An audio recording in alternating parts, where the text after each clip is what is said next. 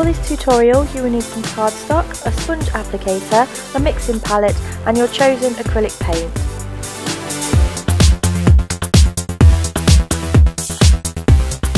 Start off by putting your chosen colour into your mixing palette.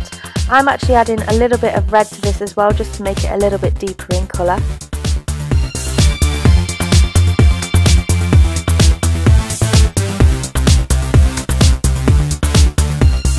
Mix that all together so that you're ready to apply your first stripe.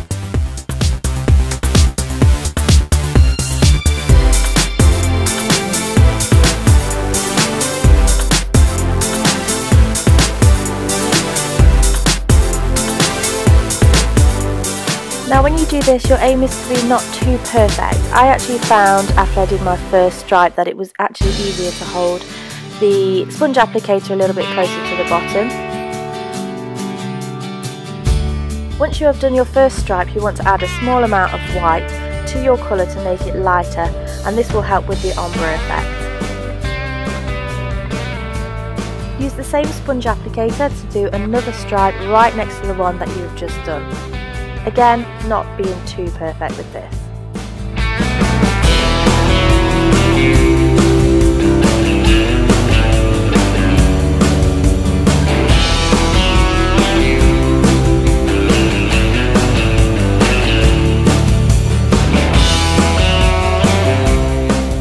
Ombre effect is so simple. All you need to do is just keep adding a small amount of white for each stripe that you do all the way along till you get to the end of your card.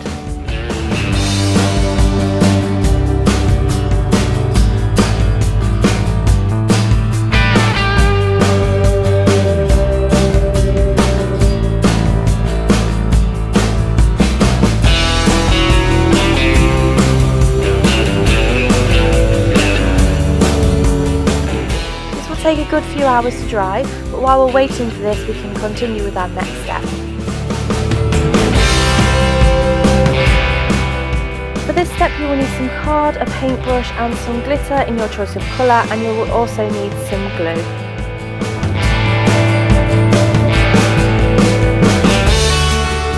Take your piece of card and just apply a small amount of glue on there and rub that glue in with your paintbrush to cover an area over the card.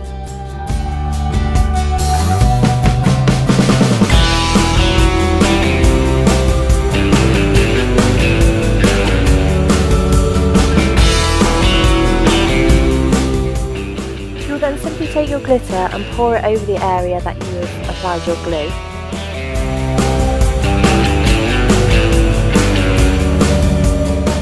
Stand your card up and pat off any excess that's not stuck to the glue itself onto the card underneath so that you can reuse that excess glitter. You will need to leave this to dry, but once it's dry, take a paper punch in any shape that you want. I'm choosing to use a heart, and you simply want to punch out sections of your area that you've done in order to get small, cute little hearts.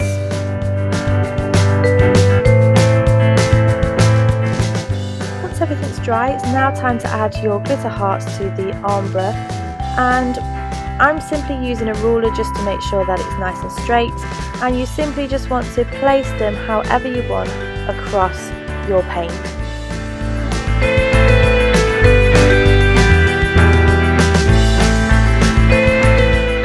Glue them into place to make sure they're nice and secure.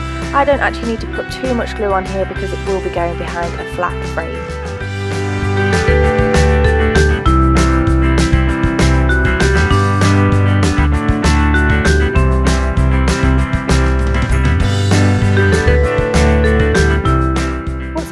Down, I simply took my ruler and put it over all of the hearts just to press them into place and then cover with a book. Any book will do, just as long as it's heavy enough to press down. And this is my final result. I'm so pleased with it. At the same time I also did another one. It's a bit more of an abstract piece, but I'm really pleased with both of them. Thanks for watching. Bye!